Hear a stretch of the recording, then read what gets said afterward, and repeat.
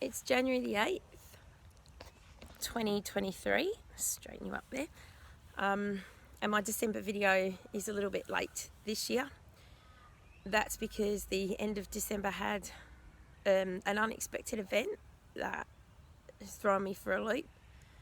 And it's taken me a few days to be ready to talk about it. Because it involves loss, and loss on the homestead is part of everyday life. Animals come and go through sickness and old age, but this one threw me for a loop. I'm going to try very hard to get through this video without crying, but I hope you'll excuse me if I do.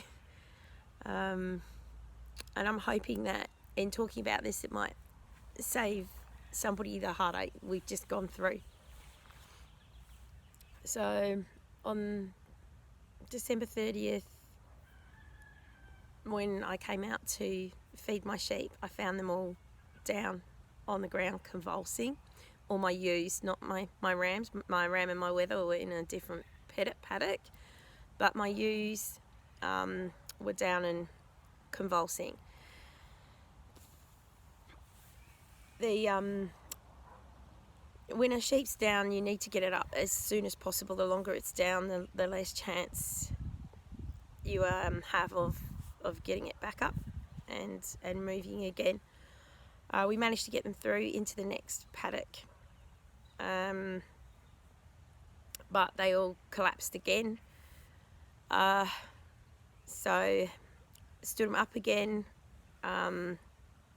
managed to get Tara, the eldest of my young ewes, up and moving and eating her morning hay, but had no such luck with Buffy and Willow.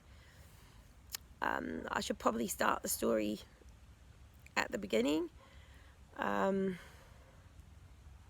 It starts on Christmas Day.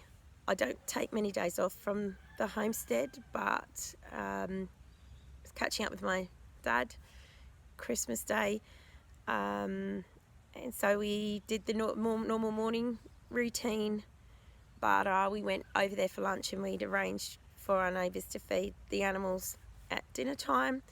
So when we got home that night, it was quite late and quiet, and I didn't see my girls that night. The following morning,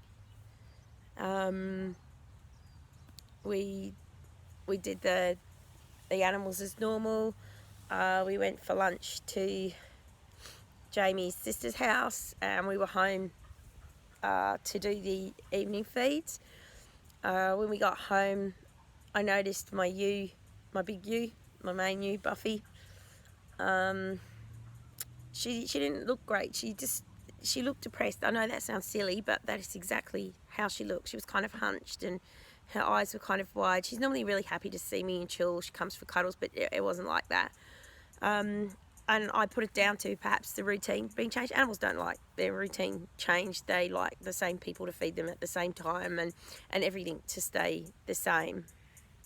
But that was the first time I noticed that she wasn't right. The next morning, we moved them from the front paddock where they were to the farm gate paddock, and Tara,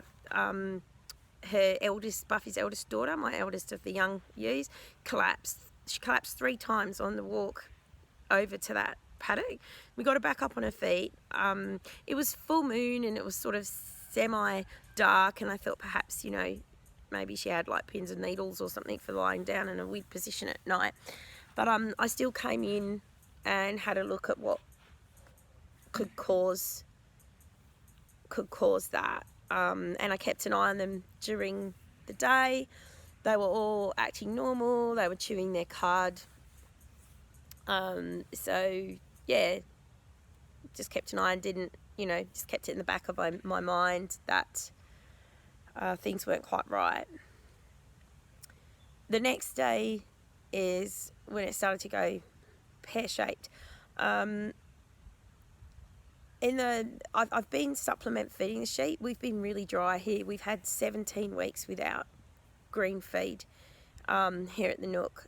Spring was more like summer. We went dry really, really quickly, and everything turned golden. Buffy, my main ewe, had twins, and even after drenching, I wasn't happy with her body condition. So I decided that that hay wasn't just, the meadow hay wasn't cutting it, that I probably needed to supplement feed. So I bought some dry lucerne and added was adding like a scoop of that. We soon found they really, really loved the lucerne, and they would just eat the lucerne off the top of the hay and then scream for more lucerne and not eat the hay. I'm always aware of how loud my animals are because I am on a small property and I do have neighbours. So I started to give them the lucerne in a different way. I put it in bowls, stainless steel bowls, and they would follow me to the next paddock. It made moving them a lot easier. I would put it down, they would eat their lucerne and go about their day. And that had been fine and had worked for about a month. But Christmas Day, acutely aware, public holiday, they got up at 4 o'clock and they were calling for their breakfast. I gave them their lucerne, I gave them their hay, but then they asked for more lucerne, and ordinarily I'd probably just let them ask away, but because it was Christmas and I thought people are going to be sleeping in, we gave them an extra scoop of lucerne, and that was a bad move because then they just kept screaming for more and more. I think they probably had about 4 scoops of lucerne in all on top of their hay. This, I believe, led to them having acidosis. So acidosis is where food like the lucerne, which breaks down really quickly, unlike the hay, which takes time to process, processes too fast and it causes acid in the rumen. When the acidity levels get up high, your sheep get what's called bloat. Sheep they don't fart, so if they build up gas too quickly, basically their stomach and their gut can blow up. If this continues with no relief, the rumen will slow right down, it'll stop working, the bloat will become worse and worse, and eventually the gut will twist. And when the gut contorts, there's really no coming back from that. It will lead to collapse and to convulsions. So it's very serious, and a condition called red gut, which after the animal's passed, you may see the red gut even like projecting out of the bowel, or if you open the stomach, the guts will be a very, very dark red, and that is like after the acidosis started, that's probably what you'd see at the four-day stage after that. So I like to think anyway that it was my mistake and not that somebody else has fed them something they ought not to have. They were in a front paddock which joins the road where we live, so I'm hoping it wasn't some person who came and gave them some broccoli leaves or something else that caused bloat. I'd rather it be on me because I can control what I do. I can't really control what other people do, and I hate to think that it would actually be that someone poisoned them on purpose with something. That's the worst case scenario. But long and short of it is, I treated them for bloat. How I did that was I have a continuous drench gun. I mixed half a cup of bicarb soda with 3/4 of a cup of water, and administered that to each of the sheep. So this was done first on the 28th when I found Buffy down and convulsing. I followed that with the other thing that could could cause those symptoms from my research was a magnesium deficiency. Magnesium deficiencies are very common on calcium deficient soil, which I have. I have calcium deficient soil. Capeweed is a good sign if you have capeweed growing that your soil has calcium deficiency. And in summers where the animals are literally grazing on stubble and it's very dry like it is now, these are risks. They're high risk factors. That's something new that I've learned that I didn't know. So a learning curve is good. It's just a shame that this one was such a steep one. So I also gave Buffy a dose of magnesium, and within half an hour she was up. She was eating, she was grazing. It was awesome to see that evening. So yeah, we must have been the 29th, sorry.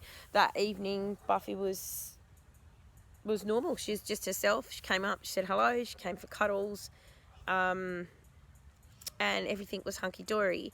Other than Tara collapsing on the walk over on the 26th, we hadn't seen any more of that from her either.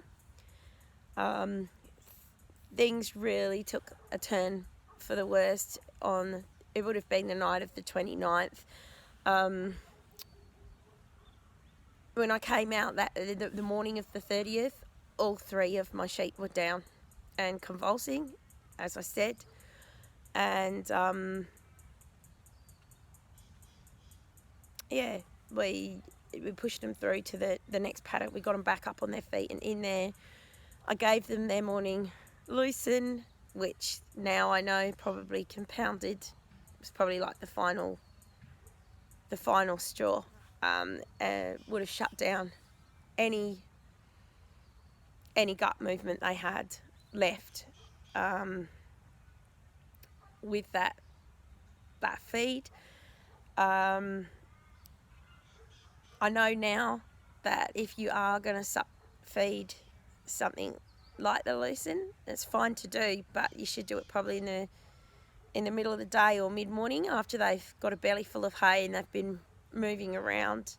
Not first thing in the morning, or where they're going to be able to pick it out from amongst the hay. It's not a good idea. But yeah, all 3 of the girls went down. We've bicarbed. We've got the drench gun. I've bicarbed and magnesium Tara because she was the best of the 3. She would sit up in between seizures and try and get up. Bicarbed her, got her on her feet and off eating hay.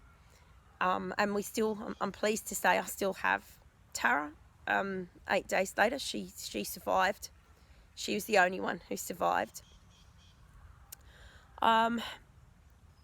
There's a simple rule when you do like first aid. You should always, in a situation where there's multiple patients and where it's really serious like this was on animals, you should always tackle the animal who's got the best chance first, because that may mean you manage to save one.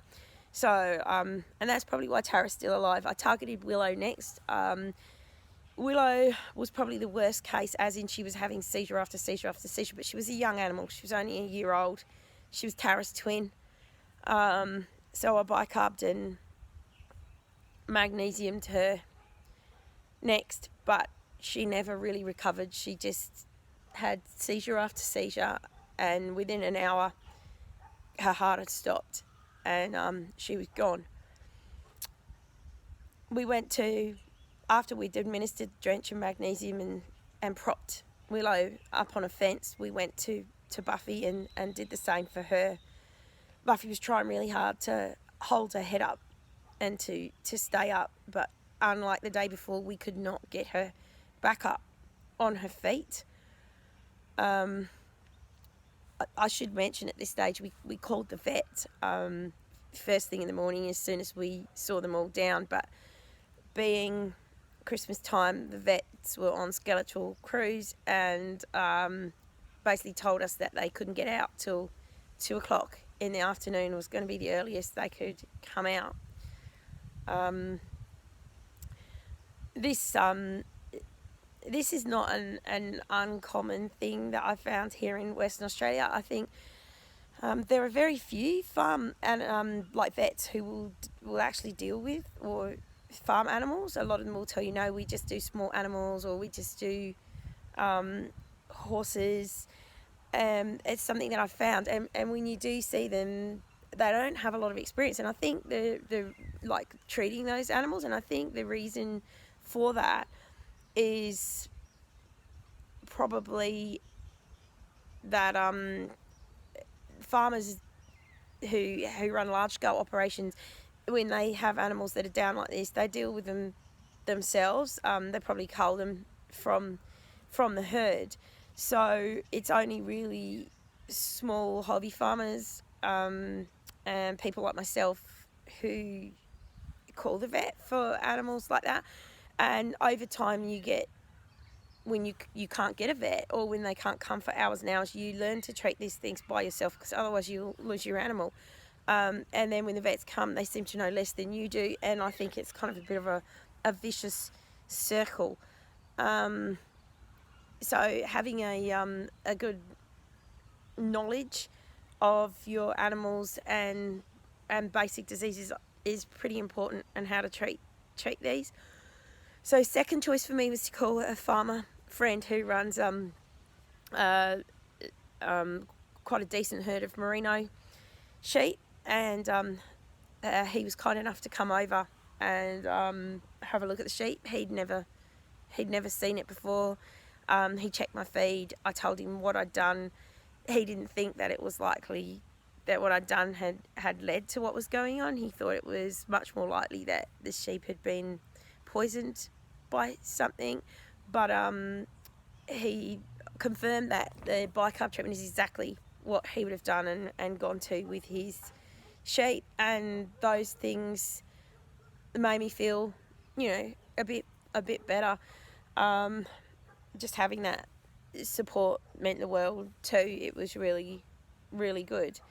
Long and short of it being, I kept Buffy hydrated using the drench gun between seizures, but the longer we went without being able to get her up on her feet, the more we knew that we were losing the battle with her. The seizures got closer and closer together. She just had a strong heart that wasn't going to give out. My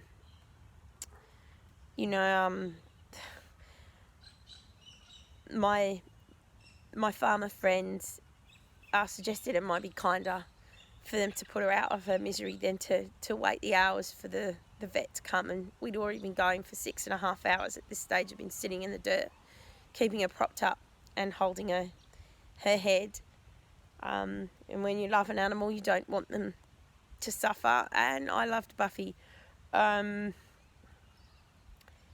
would have thought? I know a lot of people get close to dogs.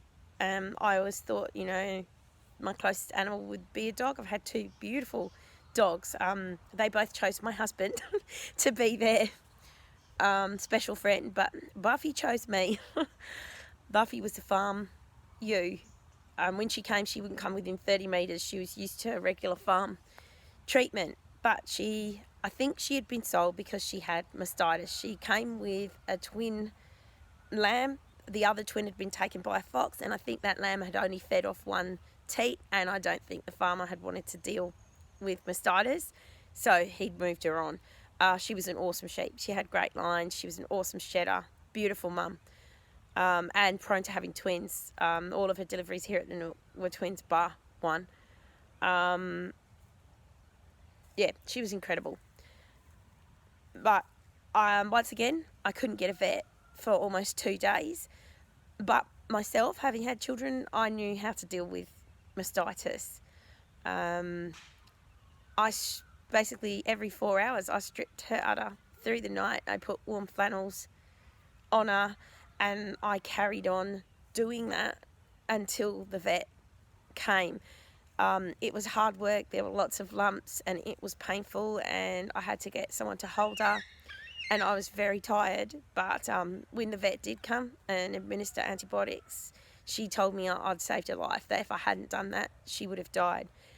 Something flipped in Buffy and my relationship throughout that time. I think she knew that I was trying to help her, and after that I could do anything with her. She would come to me to have her udder stripped and checked. The vet taught me to give her the antibiotics into her muscle, and we also put antibiotics up her teats. And yeah, I could do anything with Buffy from that moment on. She and I became firm friends, to the point of, we reached the point of where Buffy will call out whenever I come home, no matter what time of day or night. There'd be a single greeting for me, and she would call me to the fence for cuddles and snuggles. So the 30th was tough, because I didn't just say goodbye to an animal on the homestead. I said goodbye to my friend. And the thought that I may have contributed to her life being shortened through, even through my ignorance and my lack of understanding, it doesn't make it any easier. It's a horrible thought. But I do know I tried everything to save her.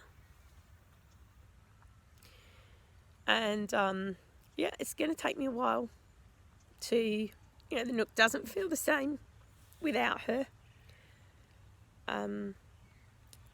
It is going to be different for a while. I'm very grateful to have Tara still. She's now in with her brother Rupert. He's a weather. And Riley, Ram. So, because sheep are herd animals, they don't like to be alone. And our friend basically said she's not too young to be bred, so it's not an issue putting her in there. But yeah, it wasn't a great end to 2023.